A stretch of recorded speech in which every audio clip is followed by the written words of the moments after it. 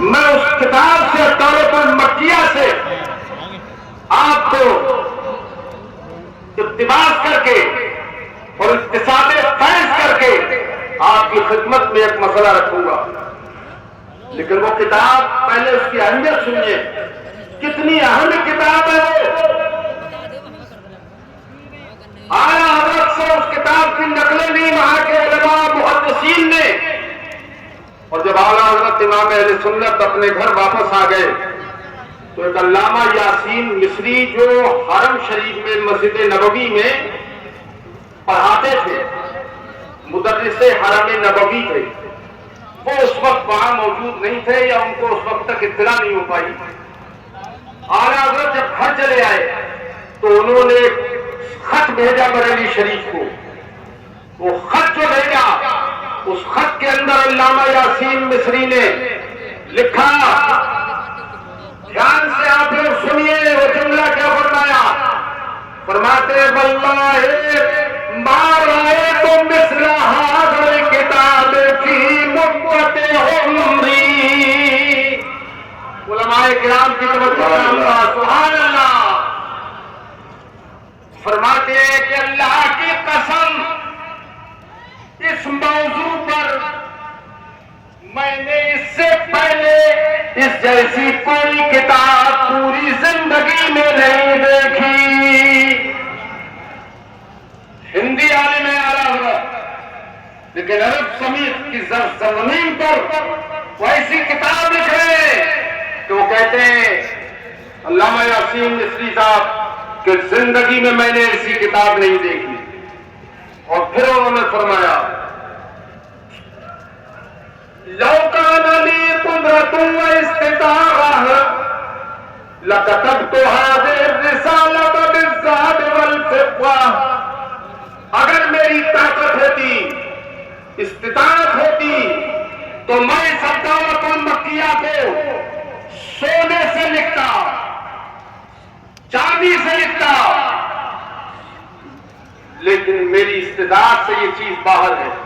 اور فرماتے ہیں فَأُزَيِّنُ حَوَاشِيهَا بِالْجَوَاقِيتِ وَالْجَوَاهِرِ، اور میں اس کتاب کو، اس کے حاشیے کو ہیرے اور جواہرات سے مزین کر دیتا۔ ایسی کتاب اعلیٰ حضرت نے لکھی ہے۔ اور کہا سنو، یہ جملہ سنو اور غور کرو، یہ لڑکے بیٹھ جاؤ، یہ جملہ سنیے۔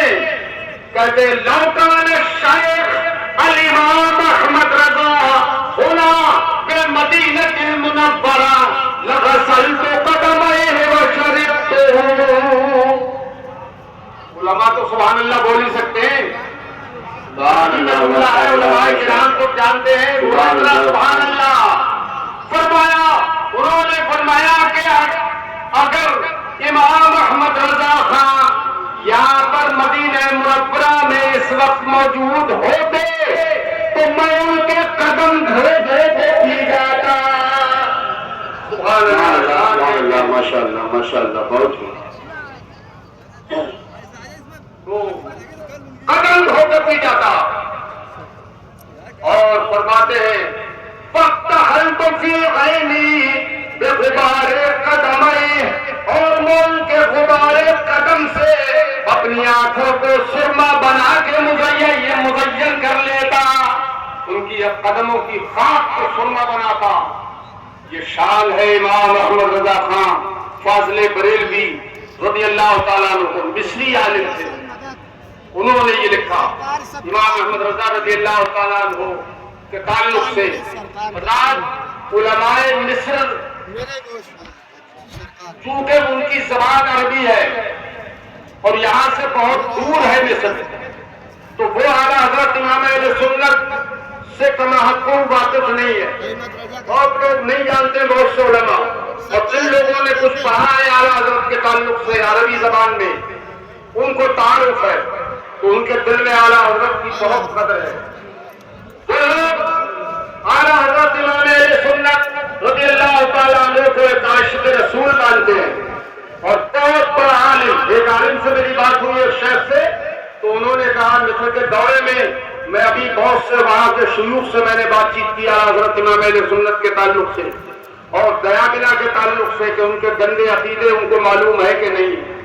تو کہنے لگے ایک عالم صاحب اعلیٰ حضرت کے تعلق سے میں نے کہا کیف تعرف الامام احمد رضا خان رضی اللہ تعالیٰ عنہ, اعلیٰ حضرت امام احمد رضا کو آپ کیا پہچانتے ہیں, آپ نے کیا پہچانا ہے ان کو؟ انہوں نے برجستہ مجھے جواب دیا وہ بحر لا حد لا, اعلیٰ حضرت ایسا سمندر ہے کہ اس کی کوئی حد نہیں ہے. علم کا وہ دریا ہے جس کی کوئی حد نہیں ہے, جس کی کوئی انتہا نہیں ہے.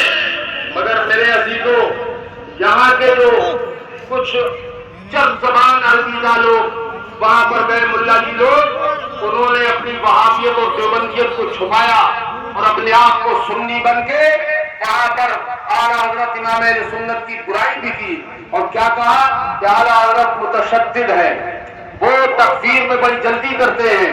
لیکن جب میرے سامنے یہ باتیں آئیں تو میں نے کہا نہیں, اعلیٰ حضرت عالم عادل ہیں, انہوں نے بڑے عدل و انصاف کے ساتھ فتوے دیے ہیں.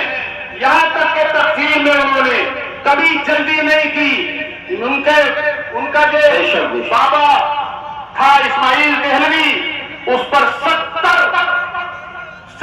کفریات لازم بتا کر کہ 70 کفریات اس نے ایسے کھلے ہوئے بک دیے, مگر پھر بھی اعلیٰ حضرت نے اسماعیل دہلوی کی تکفیر نہیں کی ہے. تکفیر جو کی ہے ان 4 وہابی مولویوں کی ہے, قاسم نانوتوی, رشید احمد گنگوہی, خلیل احمد امبیڈوی, اشرف علی تھانوی, کیونکہ انہوں نے ایسے کفریات بکے ہیں کہ جن کی کوئی تعویل ہو ہی نہیں سکتی, کوئی تعویل نہیں ہو سکتی. نہ صریح اس کی تعویل, صریح کوئی تعویل قبول کرتا ہے, کوئی تعویل قریب بھی نہیں ہو سکتی اور تعویل بعید بھی نہیں ہو سکتی. ایک عالم نے کہا کہ امام ابن عابدین شامی نے لکھا ہے, فرمایا امکانات کی بالمسلط 99 وجہن للکفر ووجہ واحد للاسلام فعلی المفتی ان یمیل الیہ. کہ امام شامی فرماتے ہیں اگر کوئی قول کسی کا ایسا ہو کہ جس میں 99 کفر کی وجہ ہو اور ایک وجہ اسلام کی وجہ ہو, تو مفتی کو چاہیے کہ اسلام کی وجہ کو اختیار کرے اور جلدی نہ کرے, فتوی کفر دینے میں جلدی نہ کرے. تو میں نے ایک ہی بات ان سے کہی, میں نے کہا مفتی صاحب اب یہ اور بتا دیجئے کہ 99 وجہ کفر کی ہو تو ادھر نہ جائے اور اسلام کی وجہ کی طرف جائے. یہ امام شامی نے بھی لکھا ہے اور یہ اعلیٰ حضرت نے بھی لکھا ہے, مگر کوئی وجہ ہی نہ ہو کفر سے بچانے کی, تب مفتی کیا